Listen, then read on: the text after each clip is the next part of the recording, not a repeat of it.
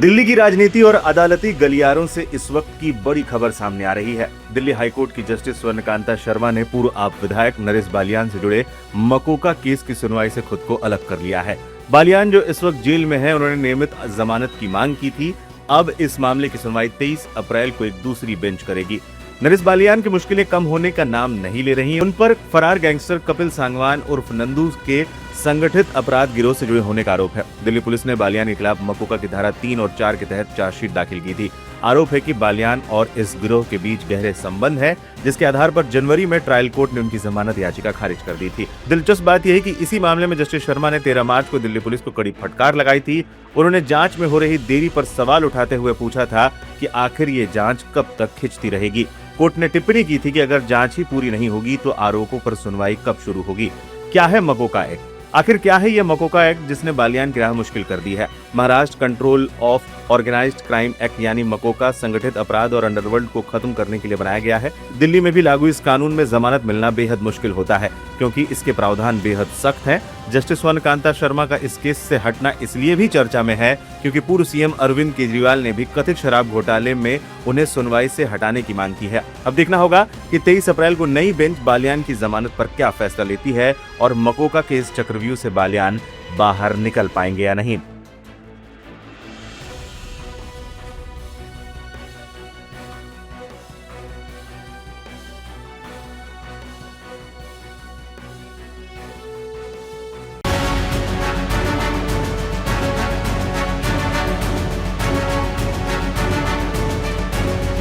दिल्ली के पूर्व मुख्यमंत्री अरविंद केजरीवाल और सीबीआई के बीच चल रही कानूनी जंग में सोमवार को हाईकोर्ट के भीतर जबरदस्त ड्रामा देखने को मिला। मामला था जस्टिस स्वर्णकांता शर्मा की बेंच से जुड़ा, जिनसे केजरीवाल ने केस से अलग होने की मांग की थी। आज अदालत में नियम, प्रक्रिया और न्याय की परिभाषा पर तीखी बहस हुई। अरविंद केजरीवाल ने खुद अपनी पैरवी करते हुए कोर्ट से गुजारिश की थी कि उन्हें रिजाइंडर यानी सीबीआई के जवाब पर उनके प्रत्युत्तर को रिकॉर्ड पर लिया जाए। केजरीवाल ने दलील दी थी कि अगर रिजाइंडर स्वीकार नहीं हुआ तो ये मिसकैरेज ऑफ जस्टिस यानी न्याय की विफलता होगी। केजरीवाल ने कहा, आपने अनुमति दी थी मैम कि रिजाइंडर फाइल कर दो, रजिस्ट्री स्वीकार नहीं कर रही है, वो आदेश में नहीं आया। अगर हमारे रिजाइंडर को रिकॉर्ड पर नहीं लिया गया तो ये मिसकैरेज ऑफ जस्टिस हो जाएगा। जज ने इस पर आपत्ति जाहिर करते हुए कहा, बार बार ये नहीं बोलना चाहिए कि मिसकैरेज ऑफ जस्टिस हो जाएगा, क्योंकि अदालत ने प्रक्रिया से बाहर जाकर आपका हलफनामा रिकॉर्ड पर लिया। रजिस्ट्री आपकी याचिका इसलिए स्वीकार नहीं करती क्योंकि खुद आप अपनी पैरवी कर रहे हैं, इसलिए आपको ही पेश होना पड़ेगा। रजिस्ट्री का एक नियम है और आपको फॉलो करना पड़ेगा।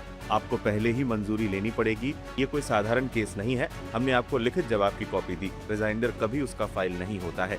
जिस दिन आप कोर्ट से गए थे, अनुमति लेकर गए थे, मैं इसे लिखित जवाब के रूप में रिकॉर्ड कर लूंगी।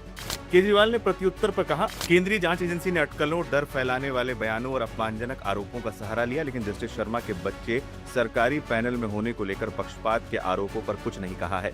ये दुर्भाग्यपूर्ण है कि सीबीआई इस मामले की सुनवाई केवल एक माननीय जज से करवाकर पूरी न्यायपालिका को बदनाम करना चाहती है।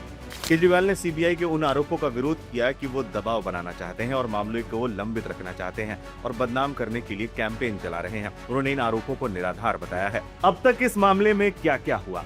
दिल्ली के पूर्व मुख्यमंत्री अरविंद केजरीवाल इससे पहले हाईकोर्ट व्यक्तिगत रूप से पेश हुए और न्यायमूर्ति स्वर्णकांता शर्मा को आबकारी नीति मामले में उन्हें और अन्य सभी आरोपियों को बरी किए जाने के फैसले के खिलाफ सीबीआई की ओर से दायर याचिका पर सुनवाई से अलग किए जाने का अनुरोध किया।